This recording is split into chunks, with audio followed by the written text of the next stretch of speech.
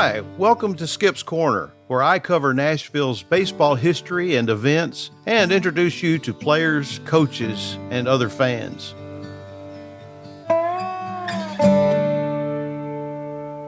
One of the greatest feats that ever happened at Sulphur Dell was at the hands of a man named Tom Rogers, a pitcher, and a pretty good one. He was from Sparta, Tennessee, and in 1913, at the age of 21, he pitched for Henderson in the Kitty League, where he was 3-1, and he only pitched in 4 games.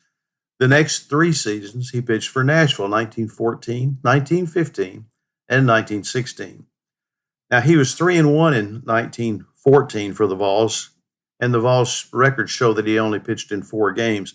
Some newspaper accounts say that he also pitched in the Georgia-Alabama League, but I have been unable to find out exactly where that was. But I'll take the newspaper's word for that. But on October 1, at the end of the Nashville Vols season, it was never unusual for players to go back home and play games, especially before winter. So this is in the fall, October 1, the Nashville Vols season is over.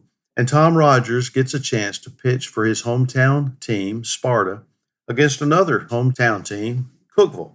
The game's in Sparta, and Sparta wins 6-0, and Rogers performs an amazing feat. It's a 7-inning game, and he strikes out 20. Now, the other out, the 21st out, was a long fly ball to the center fielder who had no trouble catching it, and there were 2 errors, so this was not a perfect game. But the newspaper says Rogers was masterful at all times and showed his old home folks and teammates that he is the same old speed boy of old. He didn't hit a man. There were no base on balls, so that was a pretty strong performance for him.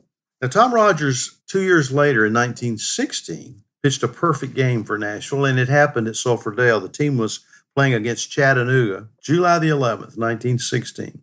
Now, he had picked up these nicknames because he had moved to Gallatin, called that his hometown. He was known as the Gallatin Gunner by some of the sports writers, or the Sumner County Scythe and Shotgun Tom Rogers. And in this particular game, it only lasted 1 hour and 25 minutes, and he only struck out 4. So you'll get some kind of an idea about how impactful a perfect game was in those days. Now, up until this time in 1916, I can find only 2 perfect games recorded. One was May the 5th, 1904, by Cy Young, when the Boston Americans defeated the Philadelphia Athletics, and by Addie Joss of the Cleveland Naps over the Chicago White Sox, 1-0 on October the 2nd, 1908.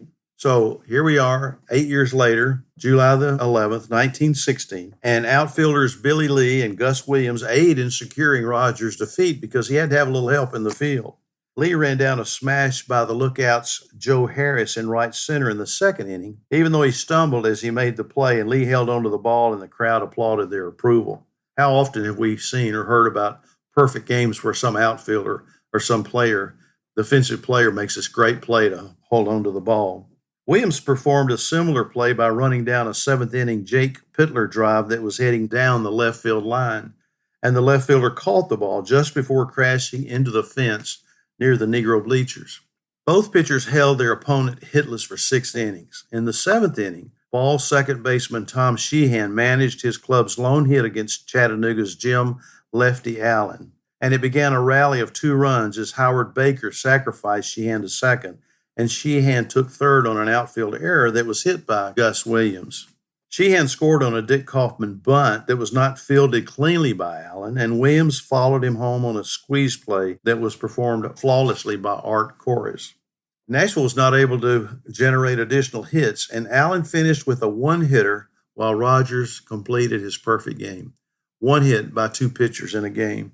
Now, the previous season, on August 15th, 1915, Rogers had thrown a complete game, 15-inning shutout by allowing only 3 hits as Nashville won over visiting Little Rock 1-0. And he ended his season with a 14-19 record and 293 innings pitched.